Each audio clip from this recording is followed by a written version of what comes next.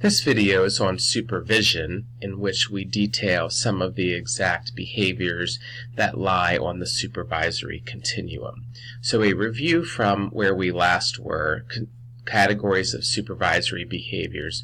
We have these behaviors which are part of the continuum, and they're listed here and also in the Glickman text. And then we look at the supervisory continuum. Those same behaviors that are listed here, these 10, you will find they come in a sequence in each of the supervisory behaviors: non-directive, collaborative, directive informational, directive control. The continuum here also shows that when you're at non-directive, it is very much high on the teacher responsibility, low on the supervisor, equal when we move to collaborative. Then as we get to directive informational, directive control, it's much more responsibility on the supervisor and then less on the teacher. So just to kind of think through the developmental supervision, in phase 1, you need to diagnose the teacher's developmental level, which references chapter 4 in terms of how they're functioning. Think about their expertise and their commitment. And then determine the best supervisory match. This is also what you're doing in follow-up 4 with the teacher who is struggling that is described in the scenario. Phase 2, you select the approach and you apply it to solving the situation. And then phase 3 is the notion that, as appropriate, you change the behaviors and you move to less direction and less supervisory control and more responsibility for the teacher as possible. Then in each of the next chapters, the layout, which you can go through and follow up with the slides, and also the chapters, give you the components of each of the supervisory approaches. So directive control is listed here and shows and describes the behaviors that take place in directive control. There's also some comments about issues in directive control, which you can think through and read, and then when to use directive control.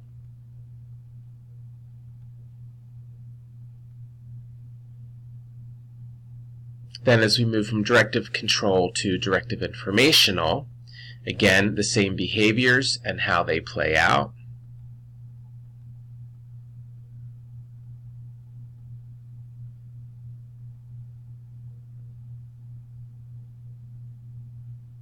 Then some statements on how you can use directive control and directive informational.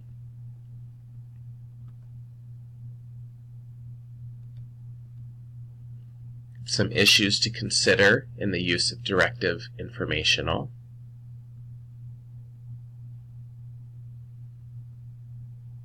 And then when to use it. Again, directive information, directive control is the teacher being at the low developmental level, less commitment. And you need to take responsibility for what needs to get accomplished.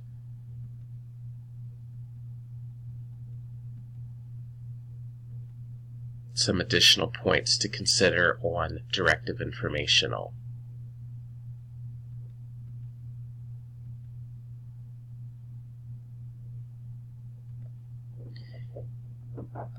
In collaborative behaviors, again, the same supervisory behaviors are described for you.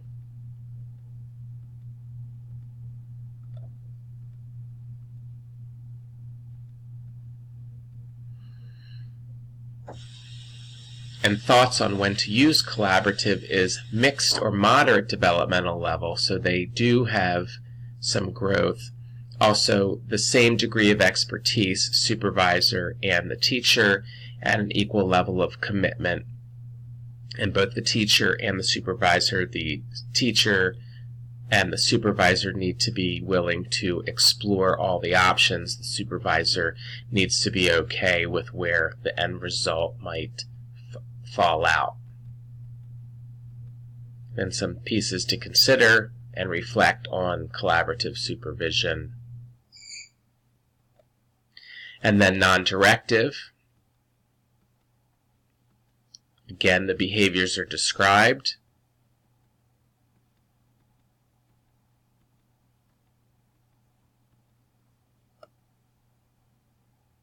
But what you'll notice in each of the approaches is that with non-directive, you'll see that there is more of a reliance on the listening and reflective and clarifying, because you're really putting this forth to the teacher, and less on the problem-solving, presenting, and standardizing. It's really mostly the teacher's responsibility. Points to consider with initiating non-directive are listed here.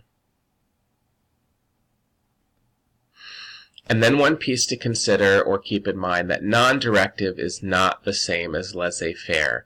So in non-directive, you really believe that there's high developmental approach. You don't want to be judgmental.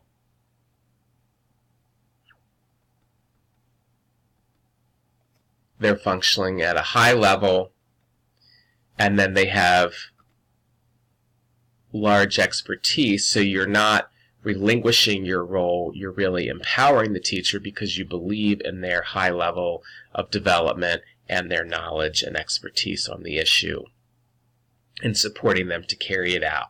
Versus in a laissez-faire, you might just allow someone to follow through and carry out the situation, but you really have not thought at all about their ability to do it. Additional reflection on non-directive supervision.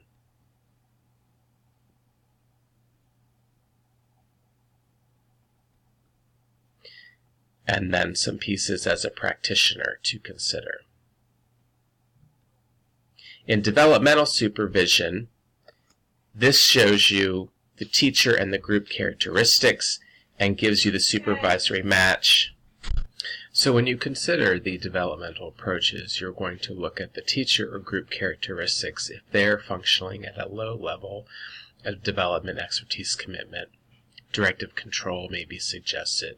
If they're fairly low, development, expertise, and commitment, you could consider directive informational.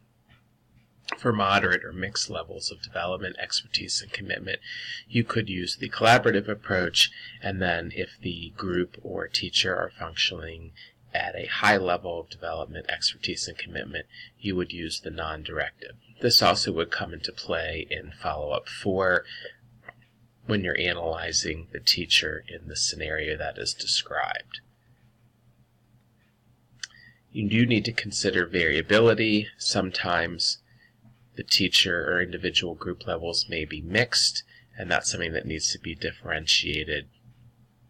They may change during a different situation, in which case you would have to modify your approach, and that's something to think about, how you can change your approach and changes based on the situation, and that is really more of a practical approach. Again, phase 1, you're going to choose the best entry-level approach. Phase 2, you would apply that approach, and then in phase 3, you're going to work to gradually release control and move the teacher toward a higher decision-making responsibility. Again, choose the best approach, assess their level, expertise, and commitment. Observe what's taking place, and continue to give feedback and work with them as you're moving through that approach. This just gives you an overview of various supervisory roles when you might use directive control, directive informational, collaborative, non-directive. Keep in mind, this is just laid out in the text.